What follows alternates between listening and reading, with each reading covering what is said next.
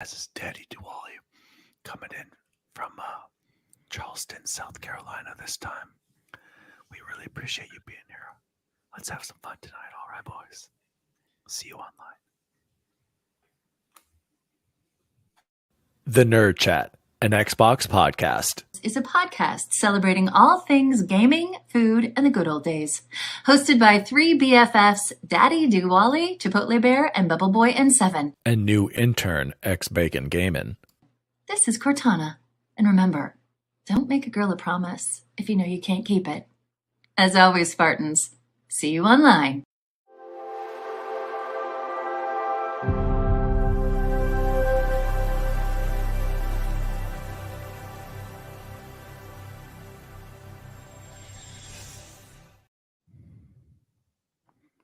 Me.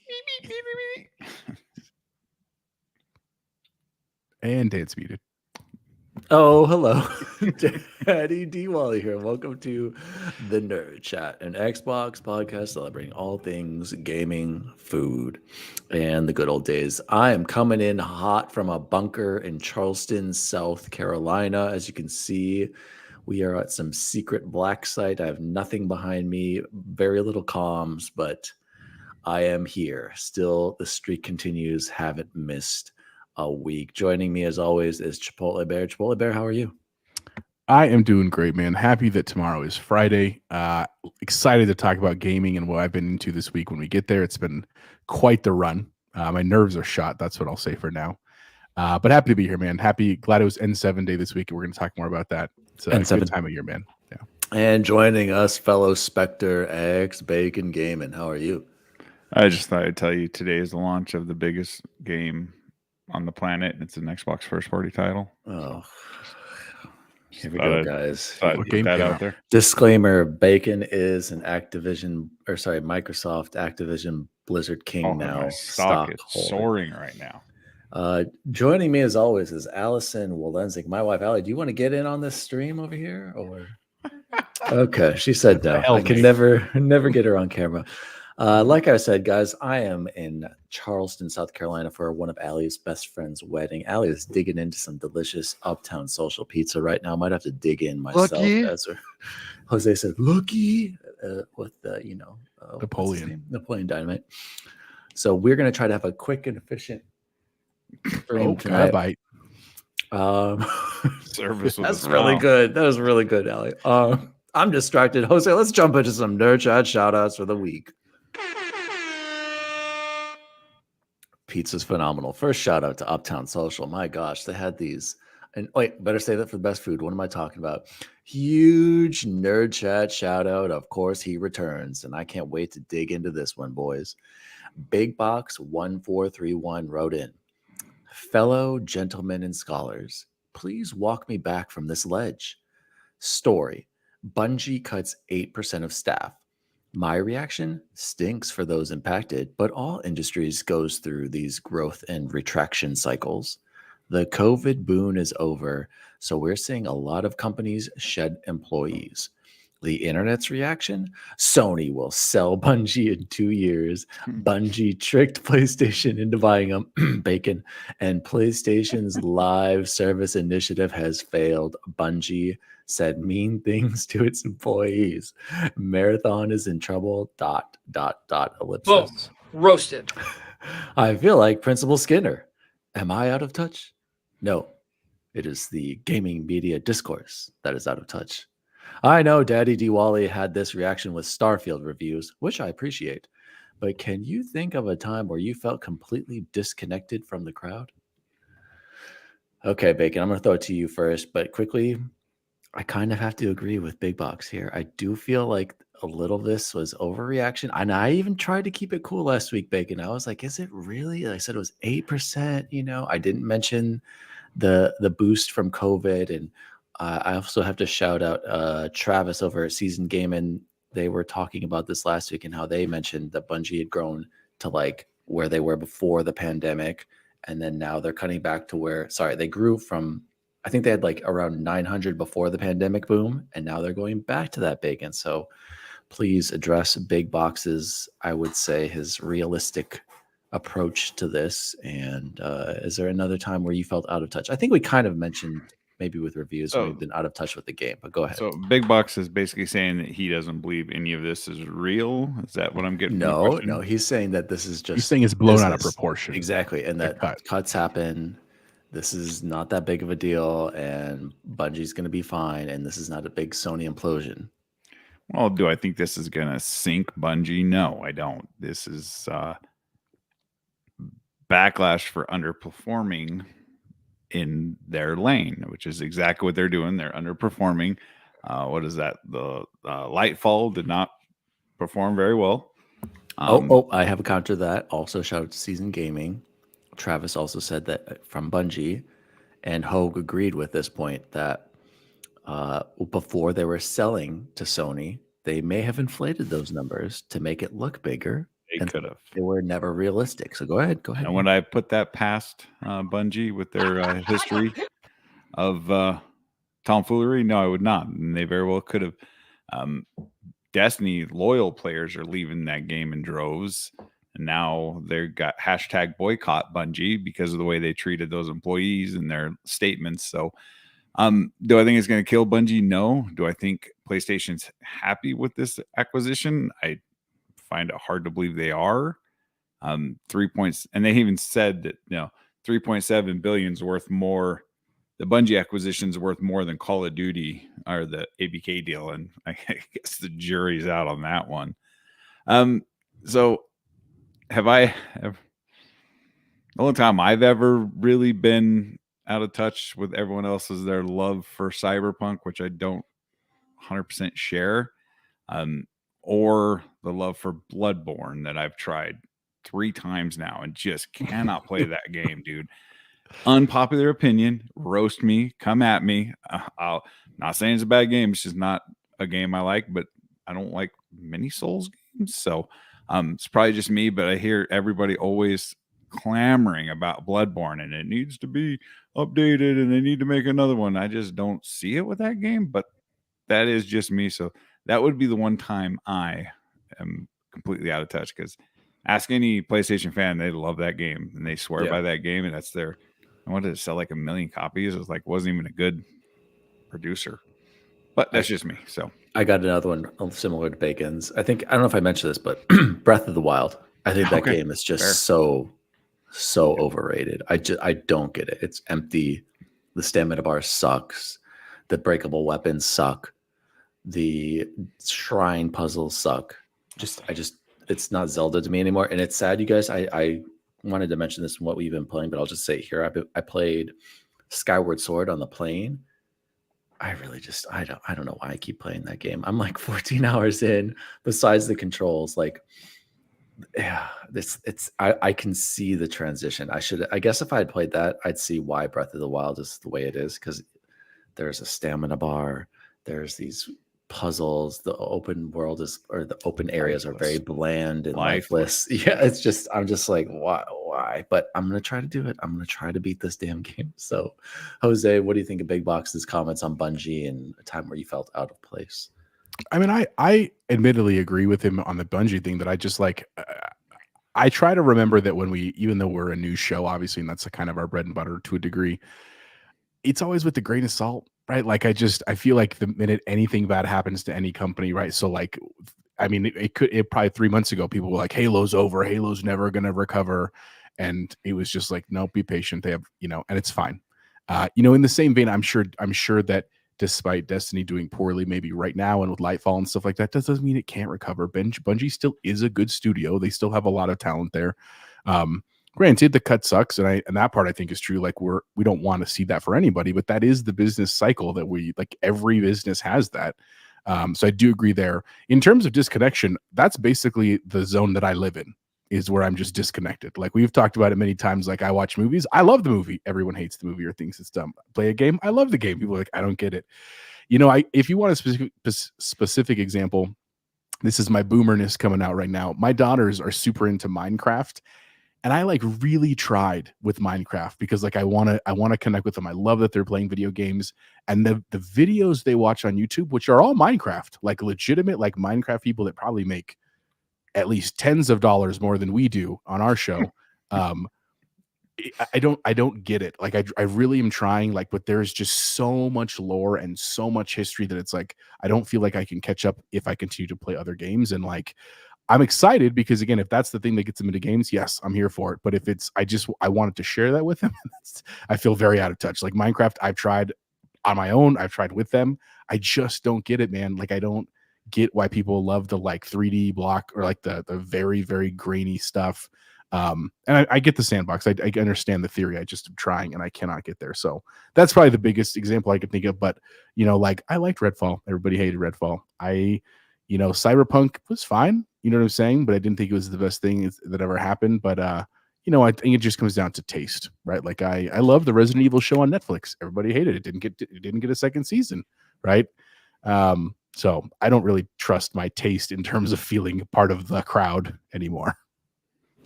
BigBox, we appreciate you. BigBox, Always right in.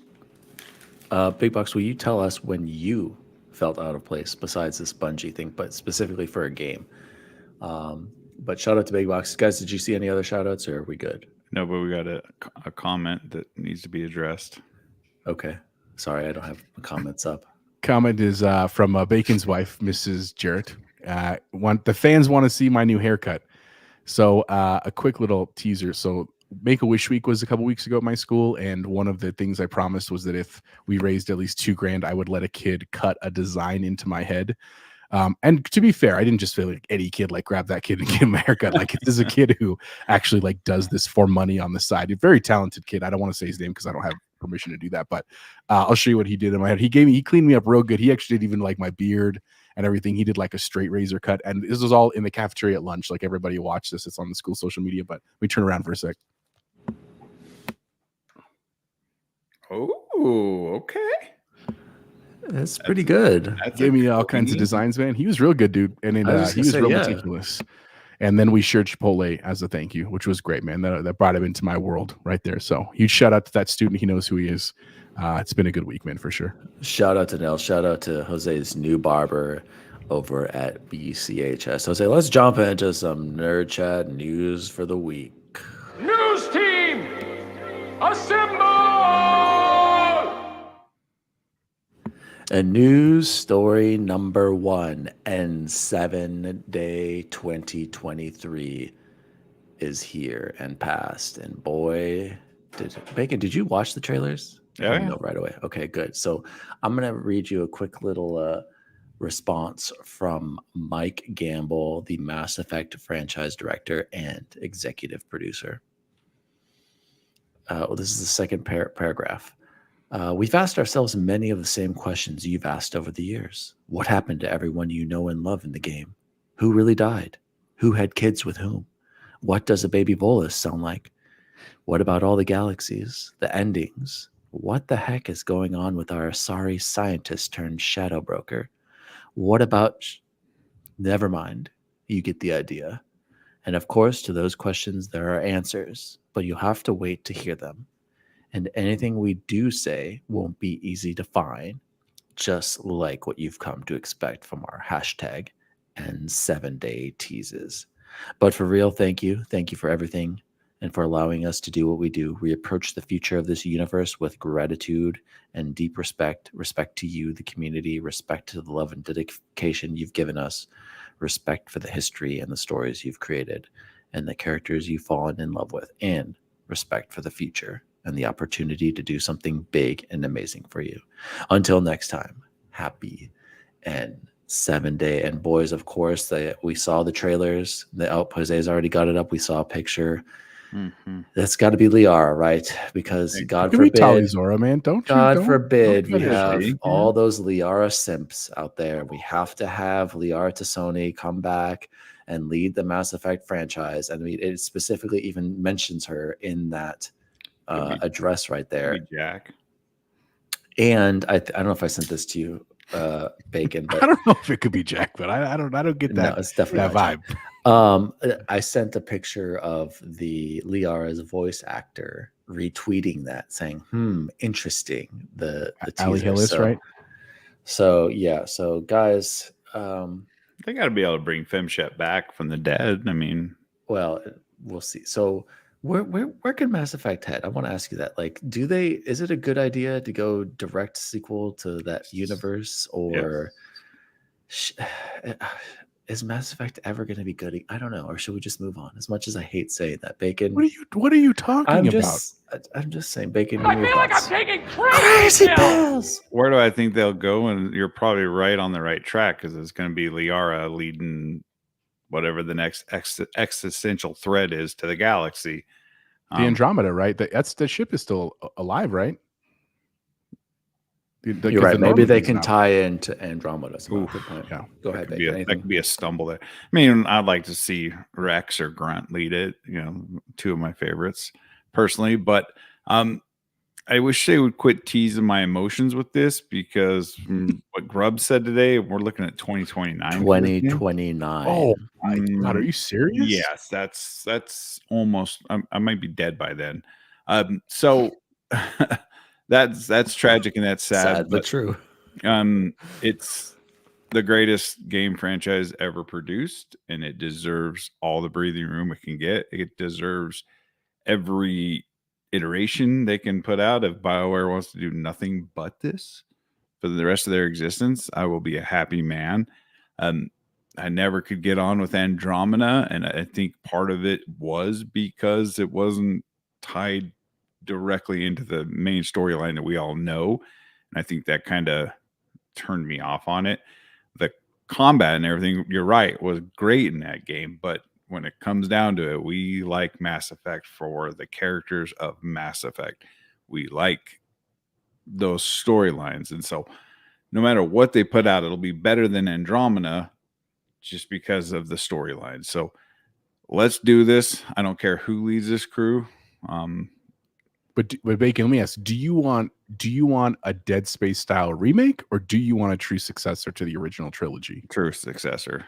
Okay. Because I thought Legendary Edition was so good. The way it was done, played phenomenally. So, I mean, would I turn down a remake or no? Yeah, I'm right there with you, Bacon. Do we need it? No, but would I play it? Yeah. Hell yeah. If they did, imagine if they did a Dead Space style remake of 1, 2, or 3, or some combination before 29. Right, so we're 5 years out. Right. That does seem ripe for a remake, at least of 1 and maybe 2. I think you're right with 1. I don't know. I don't think it would have that same impact. I think you gotta move on. You gotta do something new. I would say bridge the gap.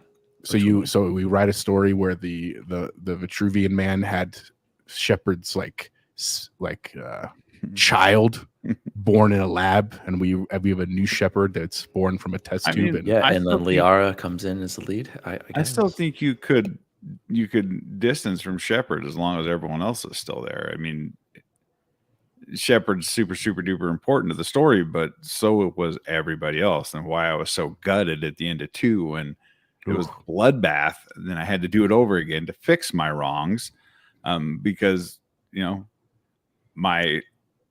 Dude, could you imagine playing it when it first came out? That the first time that happens, and you didn't know, and these people died. Like, oh god, like I would have to walk away. Like I'd have to go take a walk from my house. I remember texting Dan. I'm like, "Is this supposed to happen?" He's all, "Nobody's supposed to die," and I'm like, "They all died." Oh no, one of them died. If you're good, nobody dies. But no, absolutely, it could happen. But they can do either. I'll take a remake of all 3 of them. No reason to do that, but yes, I would like a new Mass Effect story, a new trilogy starting with Liara leading it, because she's so cute. Jose, what about your thoughts on where they should go? I mean, I here's the thing. I didn't hate Andromeda. Again, there's my taste coming out again that we've talked about. I didn't hate it, but I do admit with what Bacon said that like I did want more of Shepard and Liara and literally the whole crew, right? And in case you haven't played it, I'm going to try to avoid some spoilers and stuff. Just I know it's old, but I don't want to do that to you because it's such a great game.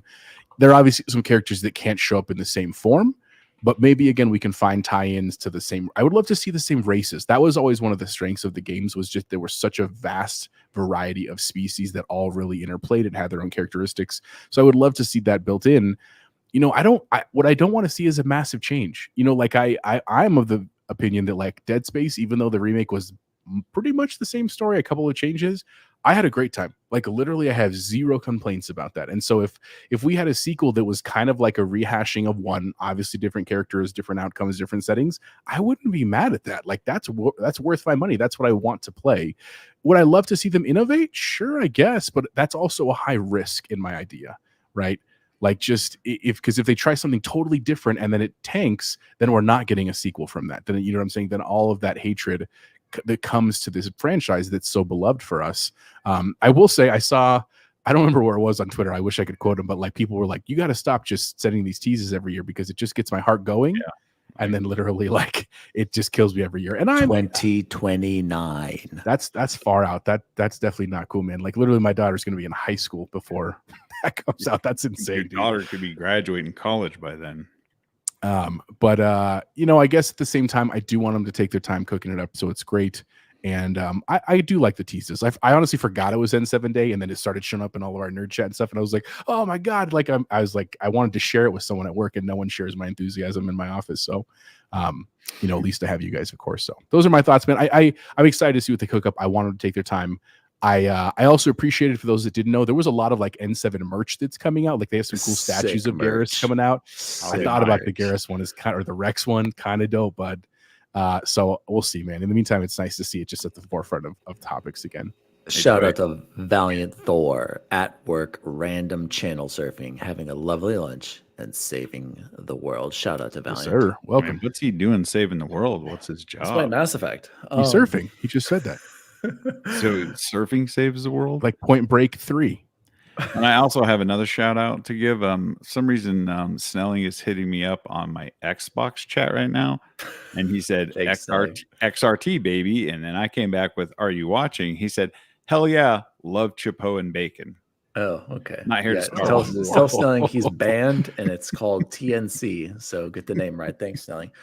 Really quickly though, guys, I just want to point out this last little random thing to think about, that Andromeda came out in 2017. So we'll be over 10 years since Andromeda, and then Mass Effect 3 came out in 2012. So my gosh, that's going to be 2012. That's going to be a 17-year until potentially a sequel, I guess. Dragon Age has to be close, right? No, I don't know. No. Hey, hot update right here. Valiant Thor wrote in, watching from Los Alamos National Laboratory isotope production facility. This guy really is. Man. I love it. This guy's like a scientist. Shout out to Valiant. Hey, welcome. Oh, he's already getting to the best food he pick too. Jose, roast quail with a sweet and tangy fig and balsamic glaze. On the side, a tender, buttery scallop seared to a golden brown and a creamy color. Are you sure not at like a Michelin star restaurant over here instead of a laboratory, bud? Wow. It's impressive. Did he bring that and like warm it up in the microwave? Because that sounds very tasty. Yeah, he's got a toaster oven. Shout out to Valiant. Pick him up into the show. Let's move on to news story number 2. Diablo 4, Vessel of Hatred, announced the new expansion. Bacon, I believe there's going to be a new, never before seen character. Is that correct? That is a part of the expansion. That's how they do the expansion. It's not the seasonal update, but talking to Mike, if he's in the chat. Okay, Matt, take it away, Bacon. Explain this expansion to me and why, if I'll ever get back to Diablo 4 again. Well, it'll be sometime next year, of course. And the way they've done it, like add the Necromancer and stuff like that. I am not the go-to source for all things Diablo. I am trying to limp into this thing late.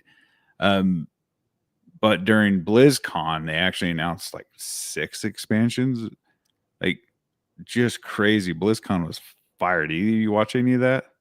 I didn't, but that makes sense, man. I know that they had to have been putting a lot of that work into it when they were going to release it. They didn't want to be that company that released like one expansion and then fizzled out. So that makes sense to me. Like I'm telling you, with all the World of Warcraft expansions and stuff they announced, they are rabid fans at BlizzCon. Everything that was announced, I'm talking cheers, not just clapping. I'm talking screaming, hooting, and hollering, just going full ham. So, and Phil was on stage, but it was basically just on stage to say, "Hey, welcome to Xbox," stuff like that. But BlizzCon was dope. I was hoping we'd get that Odyssey game reveal for in the StarCraft universe, but alas, it did not happen. So Diablo is Diablo, and From what Mike said, this new season's pretty super grindy, like Diablo always is. But hopefully, I told Mike I'd come back when the expansions happen, when there's new characters, because I just not going to do the grind of the seasonal updates and stuff. But expansions I will get back on, because I did actually really like the Diablo story. And apparently this season added some new story elements, some side quests and stuff like that. But is it enough for me to, drop in and put another 60 hours into a season? Probably not. But it's an Xbox game, so let's go. Jose, will we ever get back into Diablo, or are you just ready to move on? I mean, I didn't give up on it, but I mean, I've had lots of play recently, so it's not unfortunately at the top of my list. But I'd love to go back and do another class, man. I still would love to do like a druid and experience that piece of it. So I'll be honest with you, I would probably get more back into it if it came as like a Game Pass thing, or like, right, so like even a year later or 2 years down the road, they're like, hey, here's the expansions of the first couple of them. I would definitely get back. I'm like, I don't have a reason not to. I love the game. I just have too much other stuff to play right now to stick with that one. Shout out to Mike and all the Diablo fans out there. Yeah. Thanks for keeping us updated. I think if it was on Game Pass and I hadn't spent $100 on it, I would try these out. But because I dropped Kodak got my ass, I probably he's just bitter wait until these expansions are free. So let's move on to news story number 3. We're going to do some quick news stories. First one, I just thought this was really interesting. News story number 3. Jungkook from BTS Big Hit wants to see how creative you can get. Design and style your favorite Xbox character from Game Pass and share it with the hashtag JungkookXbox. And then stay tuned for a big update. Power your dreams. And you're probably all wondering, well, who is Jungkook? Well, guys, he's a famous K-pop singer and performer. He's got billions of followers across all social media. So I just thought this was really interesting that Xbox, of all people, is partnering up with this huge K-pop superstar who just released an album. And I think I sent you a link to his music video, which is in English. Play that on here, but yes. And I just remember one of the top comments I saw when this was announced. It was like one of those memes of just some guy going, staring like, what the like, what is this? So, Jose, we got to give Xbox credit, right? They're trying.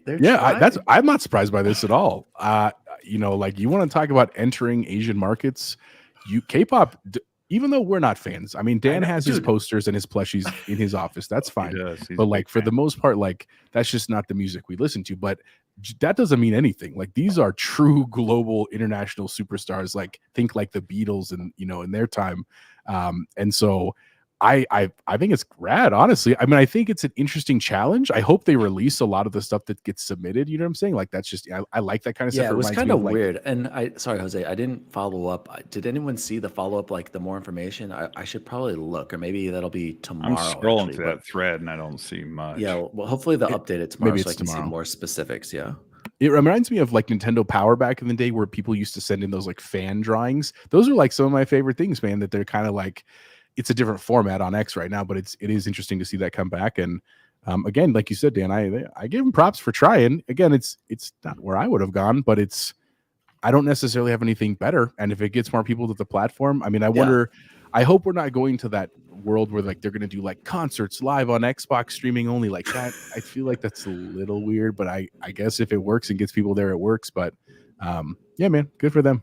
But maybe it'll be like the Swiftie effect, where the Swifties are going and buying Kelsey jerseys. Yeah, it's big NFL maybe fans. These K-pop fans will buy boxes now. Bacon, any quick thoughts on their that? next concert? They're rocking all the new like Xbox fall lineup. That'd be kind of dope on stage. I'm just saying. I mean, for us and our age demographic and the majority of gamers in the world, this means nothing to us because none of us pay attention to K-pop. For the kiddos and kids in Asia and Korea, where the K-pop stuff is like blowing up, this is probably very large. He's absolutely right. It kind of reminds me of when they signed Ninja and Shroud to try to save Mixer, which they probably never should have closed because it probably would be killing it right now. Yeah. It's just his outreach, and they're trying to hit where the new audience is, because let's get it straight, gamers are getting older. Us gamers that play on dedicated hardware are getting older. Console guys are getting older. kids are playing on tablets, kids are playing on phones, kids are doing, Apple Arcade. So in an attempt to draw 100 million K-pop fans, I can't imagine how much it costs to get this guy on board and have him start doing stuff, but it very well could be worth it. So we got to. It was like $43. I think it was worth it. Oh, that's it. Just kidding. Right, 43 million. Just get that. Yeah, exactly. Let's move on to news story number 4, Halo Cross Mountain Dew. We have merch. We have new game fuel or old game fuel returning, and a new game fuel partnering with the Diablo bacon. That purple one looked delicious. And I got to say, guys, this new merch from the Halo Cross Mountain Dew partnership is a Mountain Dew jersey, a Mountain Dew hat, a Mountain Dew game fuel hoodie, a kazooie. By the way, guys, I didn't know what a kazooie was until a kazooie or koozie. Sorry, a koozie. What? Sorry, I misread it. Koozie. Sorry, I didn't know what a koozie was until like last year. Zoo. And then a Halo 3 t-shirt. And by the way, boys, every single one of these items sold out already. Ooh. You cannot get them. Jose, do you see that? All sold out. So it's too late. I'm sorry I'm sharing this with everybody now. I think that jersey's heinous. dope though, but I like that jersey. So? Freaking fire, dude. Yeah. Boys, this is just kind of an announcement. Halo 3, that new playlist, I believe will be coming next week. I think it's when that new season starts, if I'm not mistaken. I'm pretty sure the Battle Pass days end on next Tuesday, and then I think that lines up with this Mountain Dew event with the Halo 3 crossover or the Halo 3 playlist. So next week we are all dropping. Tuesdays are drop. That's what we're doing. We're all dropping into Halo, boys. Anybody have any reactions to this, or do you guys want to move on? I got a hot take and an unpopular opinion. You don't like Mountain Dew? Mountain Dew is freaking heinous, bro.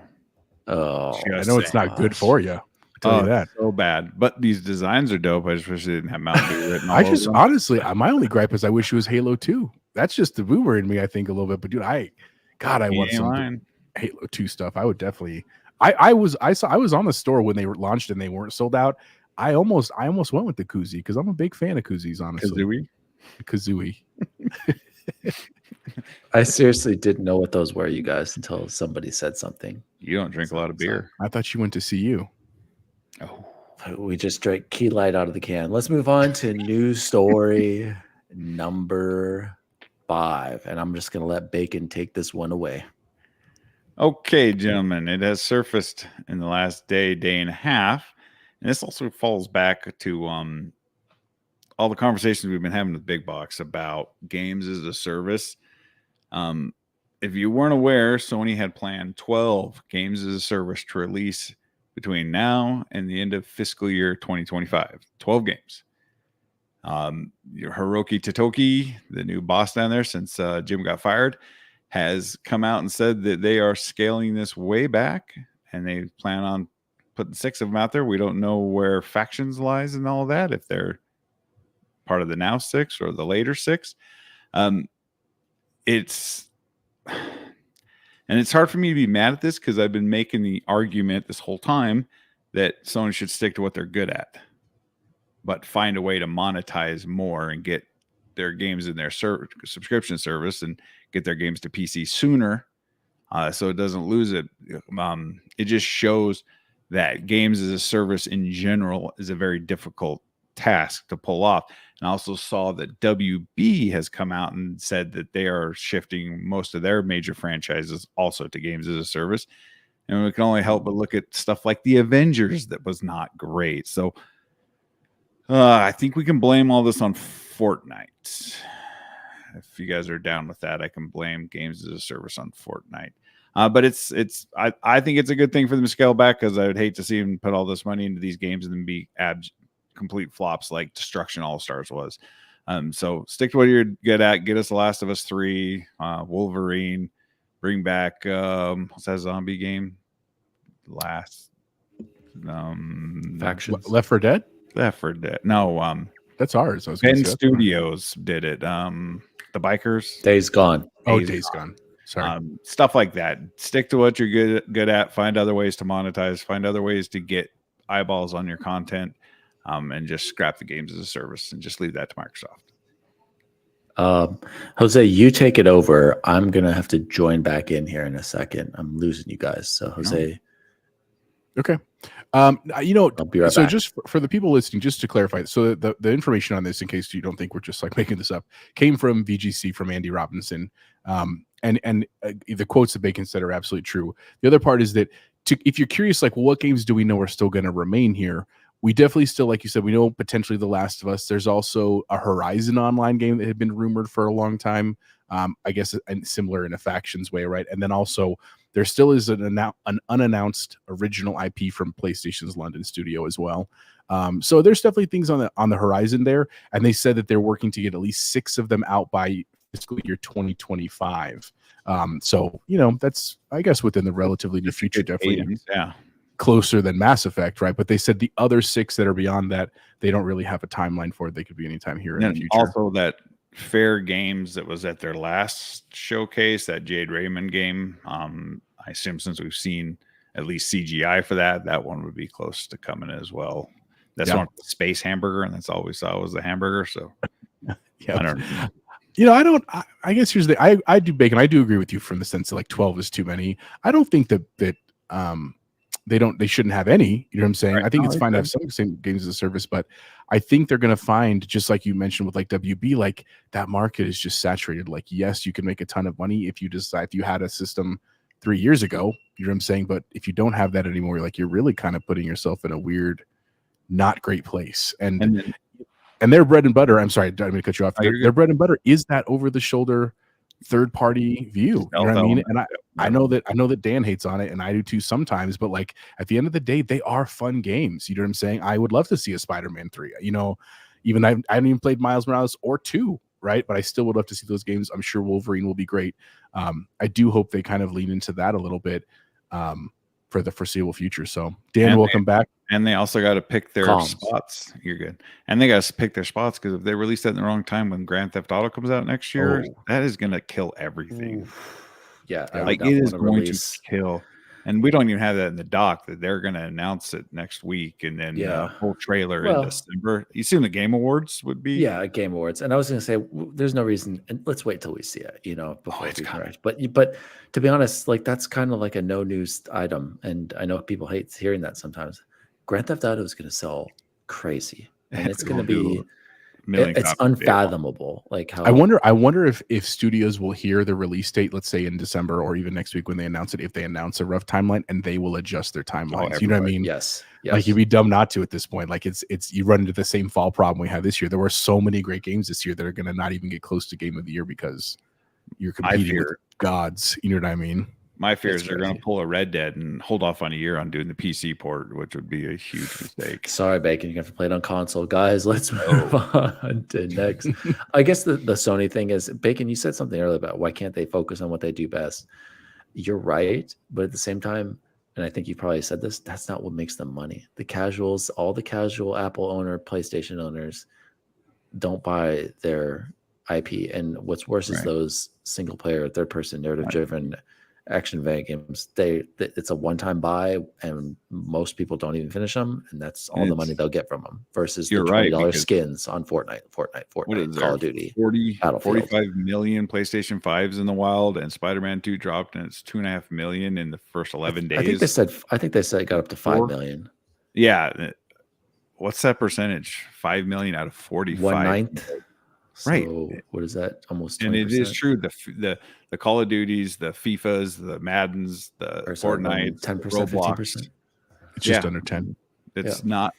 I've been arguing this for a long time. The attach rate. You'd think if the fans were that passionate about this product, and get the Twitter fans, they have all bought Spider-Man. They're huge fans, but the casuals out there that are literally just playing the free-to-plays and the annual sports titles and of course the Xbox first-party Call of Duty. Let's move on to the last quick news story for the week. This is news story number, I want to say 6, probably. Forza Motorsport. This is the huge update number 2, a bunch of game fixes. But here's the new content, and I will be dropping back into this eventually. There's just been too many games. A new track, Yas Marina Circuit. I love Yas Marina. Career mode, Prestige Tour. Career mode, Italian Open Tour. New featured multiplayer and rival events. New spotlight cars, including 2013 Aston Martin V12 Vantage S, 2016 Lamborghini Aventador Super Veloce. 2017 Mazda MX-5, baby. Dude, I love the Miata. The Miata is a great car. MX-5 Cup. 2011 Bugatti Veyron Super Sport. 2017 Saleen S7 LM. 2016 Spagna JTA Spagno. 2020 MG number 20 MG6 X Power, and 2022 Gordon Murray Automotive T50. And the new car pass, so me and Bacon get these. We get a 1965 Lotus, a 2019 McLaren, a 2018 Mercedes AMG GT3, and the 2019 Peugeot number 7 DG Sports Competition 308. Shout out Forza. I'm excited to see the new track. Get on some online multiplayer. Shout out to Bubble Boy. Bubble Boy, you guys, has done crazy amount of hours in multiplayer, and that he actually has more than me, which is shocking. So Bubble Boy also makes a ton of credits off his N7 design. Speaking of, go download, search N7 car, download his design, guys. Let's jump into what we have been playing and or watching. I am so excited to hear more impressions from both of you on potential game of the year, Alan Wake 2. Bacon, I'll start with you because I know you're not as far as Jose. So tell us, without spoiling it, Bacon, where are you right now? All spoilers. We're no spoilers for any of us. Am at the amusement park or the fair or whatever. I'm impressed you've gotten that far. Yeah, man, me too. I was playing it last night, and it was just so spooky in that sector. I'm like, daytime. I'm sorry, I cannot. I game in a really. Where do you think it's spooky? In the setting and just. That's you're like actually in the amusement park, or you're in the land through it, approaching it. I'm through the amusement park and I'm heading to the trailer park. Okay, I got the key and all that stuff. So okay, you're making work, Bacon. Probably. Yeah, 6.5 hours in on my playtime. I really like the game, and I gotta give them credit for, and it's the set pieces, the tone of the game, the ambiance, the performance on PC and everything is fantastic on this game. It's a really well optimized port, and it is not my style of game, but I have next week off, just a staycation, so I'm going to burn through that, and then I'm going to burn through Hogwarts because I want to get most of these Game of the Year contenders done. The only one I won't have done is Spider-Man. I might still pick that up, and Baldur's Gate, so I can have some sort of a feeling for what's going to win Game of the Year. So Alan Wake is awesome. I do prefer the first one more. There was more linear, more of a path to follow. I've said it early that I missed the mini map in Alan Wake 2 because it always gave me an idea which direction I needed to go. I find myself backtracking accidentally sometimes, and I got to pause, look at the map, and then turn myself around and get going in the correct direction.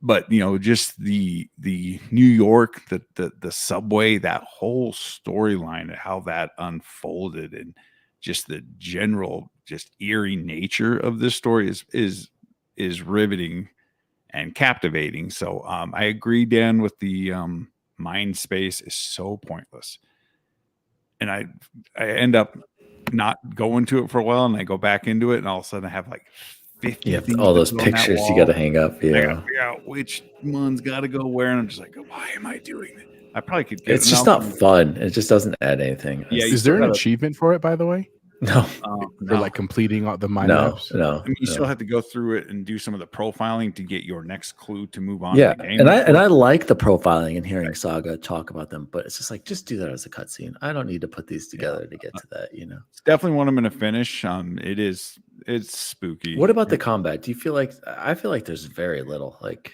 in general? I kind of like the way the first one was better with the way we use a flashlight, especially on PC. I've actually had to switch to controller, which I played the first one mouse and keyboard the whole way, and I've switched to controller just because there's so many more buttons for me to hit in combat that when I'm using the controller, I can just use the D-pad to pull up what I want. I like the implementation of the first flashlight because I could in the first one, the way I can use it and let off it and use it, let off it. I'm burning through way more batteries on this one. And of course it worked on the first one with just ADSing, and you'd start, hitting them with the beam of light. Now I hit them with the beam of light and it doesn't do nothing. I got to click the center wheel on my mouse to make it do its overcharge. So I'm really interested to see how this ends and where it goes. I'd still got to give the flowers to Remedy for what they've done here. And it's, I see why it's going to be in the Game of the Year conversation for sure. Yeah, I just want to say quickly, Jose, because I think I hope you guys don't beat it since I'm out here. You just don't want us to beat you? Is that what that means? No, I just don't want you to your talk about Series it and S? spoil it. I did, but who knows how much. I'm not going to spoil it. I just, like I said, I just have a few minor gripes, and the story is incredible. Well, it's the most crazy thing you'll ever experience, for sure. Hands down, this is the most unique game I've played this year. And I was even thinking like my game of the year right now would be Starfield, but I think my most amazing, like unique experience, like if we had an award for that, would be Alan Wake, and it's not even close. Like there's nothing comes close to the experience that I'm having with this story and how it's being told. And I like how you said, Bacon, it does nail its tone, and it nails that ambiance and just the spooky factor. But I think that why it's so good, and other reviewers have mentioned this, is that you really only go to like 3 or 4 different places. Like there's only so many set pieces, so it's not really doing much like setting wise, but it does such a good job within those areas, and like it makes you go back, and like it might throw a guy easier that it all keeps you on your toes. So, really interested to see how it gets, because I think if it's the ending made the same time. You're breaking up pretty bad, buddy. Hotel just so you know. Wi-Fi. No? Okay, he might be cutting out here, folks. You might have to reconnect here in a Someone's second. streaming Netflix in the next room. You're broken up, but you might have to rejoin. Comms. Oh, you're coming back in. Here he goes. Comms. There you go. Am I good? Yeah. Comms. For now. You were saying you're just excited to see how it ends, man. Yeah, I was saying if it nails the ending, it might be Game of the Year. Yeah, but we'll see. I still have a problem with the lack of gameplay. There are so many who barely attack anybody, and I wish I was killing more zombies than Zed. So Jose, take away here. Give me your thoughts.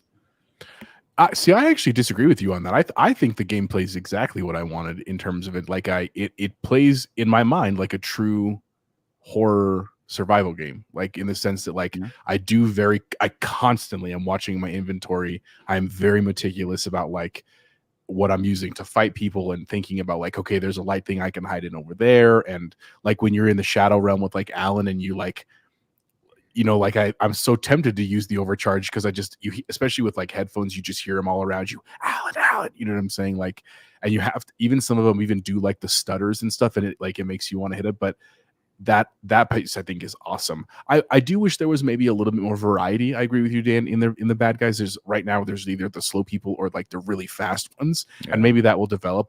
For the record, I'm about 14 hours in, and I am just to the point where I just finished.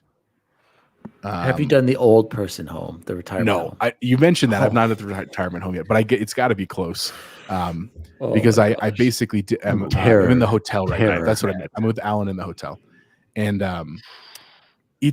I do admit one of the coolest things that took me a while to understand, but once I got it was awesome, was the switching between the scenes in the subway, like Bacon mentioned. Like I didn't understand that mechanic, and then once I did, it started clicking. And then I don't like that. Like you go in circles, you do these circles and loops. You're going to do that again in other chapters. I don't like that.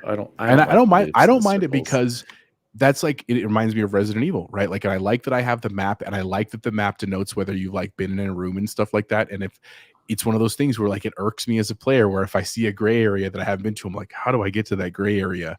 I like that in games. Like that's just a style that I enjoy.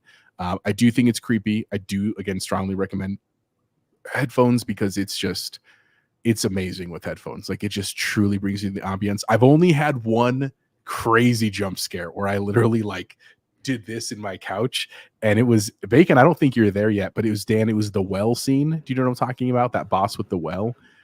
When you're kind of doing the loop, and all of a sudden you click on the well one time, and the screen does the jumping thing, and I Dude, it does that jumping thing all the time. Bacon, it does it a lot. Used to that. It does it a lot. Used to that. I will. There was a jump scare, Bacon, with you in the carnival. Did you get to that one? Yeah. It's here's what I would say, and maybe this is my hot take. In the barn. I understand why it's in the game of the year conversation. I don't know if it's my game of the year. I love it. It's incredibly unique. I have very few complaints.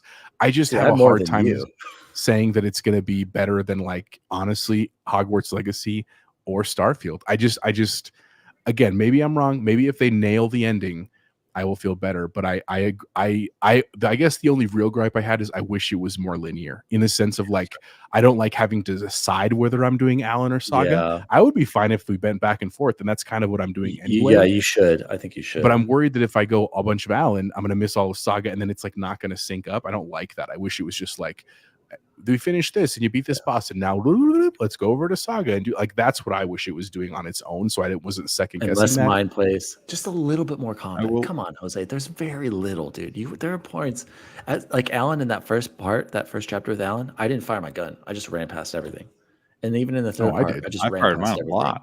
Yeah, dude, I could just walk past him and just run past. Like I'm barely firing my gun at all as Alan. I don't even think I have, to be honest. One thing I will say is I'm happy that one mechanic I hated in the first one's not there. I don't have to fight any farm equipment and have any train cars thrown at me pointlessly. But speaking of, the only things that have killed me, Bacon, are those guys who throw the sickles at me. Those guys. Are you serious? Oh, dude, they work me. They work. Are you serious, bud? When you guys said the bosses were hard, I'm like, dude, I've had zero problems with all the bosses so far. Get them on the first. You didn't think the well fight was hard with the two bosses? Did it easy. Oh, Nightingale. Those guys, I hated that, dude. They take me out so much. You just have to keep moving left and right. You don't even have to run. If you're just strafing, they will miss you every time they throw. Mm-hmm. I know, but like, it's the thing that gets me. No, you're not. I think that's the only thing. Oh no, I dodge when they're throwing at me. It's when they split into two and then they run up and just attack me, and I'm always like trying to conserve my ammo, and then they just get me. Like that. It's mostly on me, but those are the guys who have killed me the most. Fast guys get me because I can't narrow in on them to hit them with my beam of light, and they're just gone. I hate those guys. But Nightingale, 0. I beat them on the first try. Well, guys, beat them. I honestly, guys, I cannot wait for you guys to get to that one section. I cannot wait. I cannot. Wait. I think I'm close. Bacon is gonna hate it. Yeah, and honestly, man, that's all I've been playing this week. I play Mario Kart a lot with my girls. I don't think I told you guys we got a Switch again. I bought my girls a Switch because told us. They really wanted to get into gaming, so we've been playing a lot of Mario Kart. It's been a family event, which has been fun. And definitely looking to some fun gifts for Christmas and stuff. So we'll see. So I did roll credits on the first Alan Wake. And then I have rolled credits on the Call of Duty campaign. I honestly do not understand, and I'm an Xbox fan and a simp here. I do not understand at all where this hate is coming from this game. This is a standard 6 to 7 hour Call of Duty campaign. They're always this short. Does it feel rushed? It does. And what came out today from Bloomberg, that it was made in 18 months instead of the standard 3-year cycle. I enjoyed the campaign. I actually enjoyed the Warzone type missions where you got 3 objectives and you choose your route to go instead of being on rails and seeing all these huge explosions and stuff that Call of Duty is known for. I actually liked those combat sections. It is a 7 out of a 10. It's a 7, the same as Starfield. And then, but then also, the word that's coming out today on the multiplayer is this greatest multiplayer ever produced. Charlie Intel and all these other guys are coming out saying this is the best multiplayer ever done in a Call of Duty. But I think the problem and the disconnect with this review was they gave us just the campaign. And we got it really early. Instead of giving it 2 days early, we got this thing like 8 days early. And they had to grade it as just that part instead of grading it with multiplayer with zombies. Well, yeah, but I thought that Warzone. like IGN is just doing a multiplayer review. and Yeah, I is guess just doing a IGN's campaign coming. review. I guess IGN's coming back saying that the multiplayer is awesome. So it's wild that it was graded like it was, and still the number one selling game on all platforms right now. So I guess the scores don't really matter. And have they ever really mattered in a Call of Duty? Probably not. Nope. But if you guys want to play the campaign because it's worth the playthrough. And there's something that happens at the end where you're just like, ooh. Jose, Am I gonna have to pick this up for multiplayer, or just am I good with Warzone? it's up to you. If you want to rank your weapons faster, Yeah, it's only helps to like if you have multiplayer. That's why people get it to max out their guns to make sure they have the meta gun. Jose, But I saw the list of the maps today, and these are all classic, awesome maps that I just can't wait to get into in the next 2 hours. So it hasn't launched yet. I think it might have launched. Is it a worldwide launch? It I might don't have know. launched. I No, because people are changing their time zone to New Zealand, so I'm assuming it's launching for us at 10. Okay. Yeah. So guys, quickly been enjoying the more I like Dan's it. cutting out again. Sorry, bud. Am I back? Am I Yes. back? Am I good? Yeah. I'm enjoying Alan Wake. The more I play it, the more I like it. I still have problems with it, but it's amazing. Other game, Bacon, that I've been playing on PC, Limbo. Went back to try Limbo a little bit. It's very Separate fun. I'm enjoying it. Yeah, it does have achievements, and I'm forgetting like you died a lot in that game. Like the achievement for dying less than 5 times. Those guys are freaks who got that because that's insane. But going back and playing that after playing this other look of it was still just so good. Just He's trying, folks. I promise. He's trying. oh no, we am I should still just here? pick this up next Am week. I back? Comes and goes. Here. Yeah. Am I here, guys? Am I back? It's very it's very like distorted in terms of a sound. Okay. Close the show like always. Best food we had this week. Jose, go ahead. Jose, take it away. Best food. Best Jose, food, 2 take it things. away. Number 1, and a thank you for the haircut that I got today from that kid at school. Got some chipotle. It was absolutely delicious. Bought him a burrito, bought myself a burrito. And it's great, man. They did a good job. It wasn't a very thick boy. I wish it was a little thicker, but it wasn't like a little wimpy thing where I got it and I was like, what is this for $10? That was delicious. And then also shout out to my wife. She's over here on the massage chair right now, as she should be. It is green chili season in Colorado. For those of you that are not Coloradoans, it's a very big deal out here because it is delicious and it comes out once a year. And like literally my family bought 2 bushels of chilies, which is like, it's a lot. I think it was 25 or something bags of green chili that we have in our freezer. It'll probably last us like a little over a year and a half, which is great. And my wife made breakfast burritos on Tuesday. Absolutely fire. I didn't get to add them to the total because they weren't like from a Burrito Express or Tacos Rapidos or whatever, but Tacos Rapidos. They were absolutely delicious. So shout out to my wife for the burritos. Absolutely delicious Chipotle burrito. I will add that to the count right now. That is the best 2 things I had this week. Ooh, let me go. Jose, I need you to add 1 breakfast burrito for me. Copy. I think that's it for this week. So the best food I had, I know, slow week, and I sent the text earlier, was today. We went to Uptown Social. Shout out to Uptown Social. The reason why Al and I went there is because we believe we saw some of the Bravo celebrities from Southern Charm go to this establishment. The first item I got was the loaded fries. Allie picked this one out. The loaded fries had beer cheese sauce, crispy bacon, house pickled jalapenos, scallions, and ranch dressing, all on these incredible French fries. Delicious. And then the pizza I got was the Wake and Bacon, featured on Food Paradise, whatever that means. Country gravy, sausage, twice smoked bacon, cheddar jack cheese, fresh eggs, and parsley on this pizza pie. And let me But tell you weren't super high on the pizza, right? it was okay. I was surprised, but it's definitely a breakfast pizza. But the one Allie just gave me, and I think, Allie, which one did you get? She doesn't know. She's been drinking today, you guys. It was a spicy And she one. should. It's a wedding celebration of love. Good for her. Love. Oh, it was the Bleecker pizza, which is tomato sauced, aged mozzarella, pickled jalapenos, pepperoni, oregano, and buttermilk ranch drizzle. Delicious. Shout out to Uptown Social, restaurant in downtown Charleston. Overall, my impressions of Charleston, like I said earlier, coastal college town. It's fine. The weather's been nice.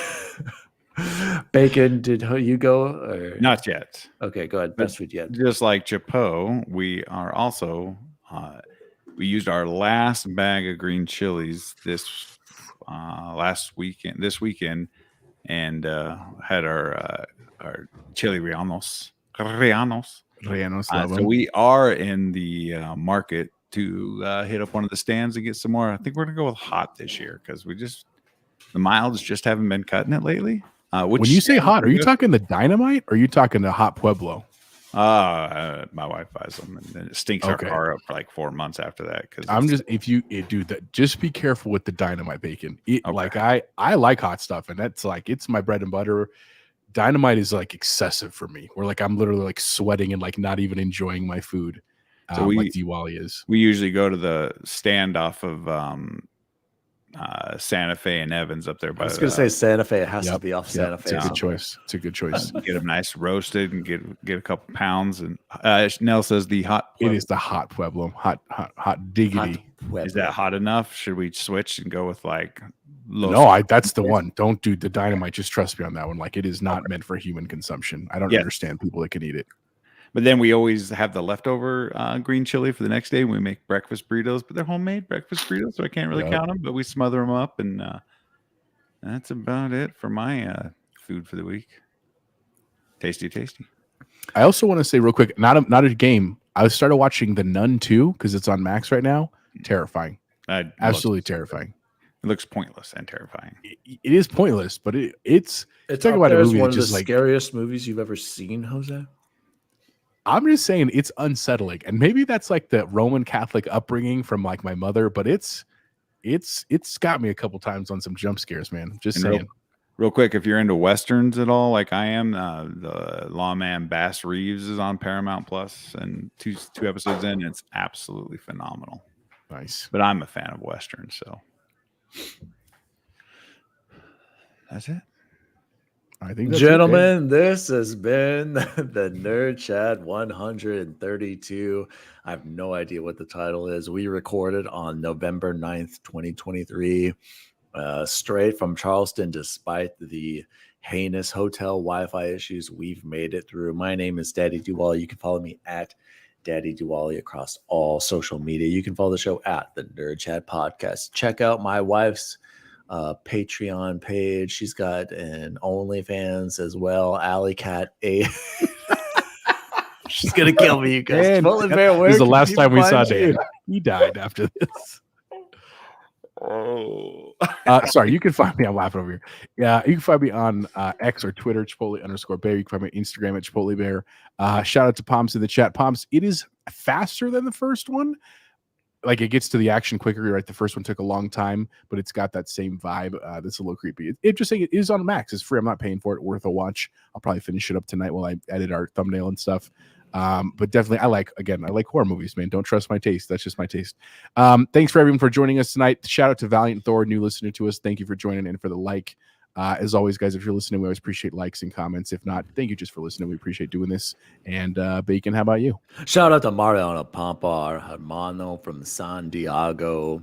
What is it called? A whale's vagina? Is that what San Diego means? Old wooden shit. Shout out to Pomps. You can find me at XBacon Gaming across all your socials and all your gaming platforms. We picked up another sub during this episode, so I'm not sure if that was Valiant Thor. He said he threw the subs on there. Who did? Valiant Thor. He's the Oh, one who good. said he threw. Appreciate it, yeah, bud. there it is. Liked and subscribed right there. So thanks for tuning in. You guys like what we're doing around here? Best way to help us out, of course, is to subscribe. Thank you very much, and have a good week. As always, carne asada lovers. See you online. See you online. See you online. And see you online. When you put it that way, you did the right thing. Not many would have the guts to look at the results and own it. Not easy. Sometimes wish I wasn't as intelligent. Choice would have fallen on someone else. Not my problem. Fools wish. Had to be me. Others might have gotten it wrong. Ready to go, Shepard. The Nerd Chat, an Xbox podcast, is a podcast celebrating all things gaming, food, and the good old days. The show was created by Daniel Walenzik, and you can follow him at Daddy DWALLY across all social media. The assistant to the co-host is Jose Martinez, and you can follow him at Chipotle_bear. The assistant to the co-host is Chance Siegel, and you can follow him at BubbleBoyN7. The intern to the assistant to the co-hosts is Jason Jarrett, and you can follow him at XBaconGaming. You can also follow the show at The Nerd Chat across all social media. And if you'd like to find out more about the show, visit nerdchatmedia.com.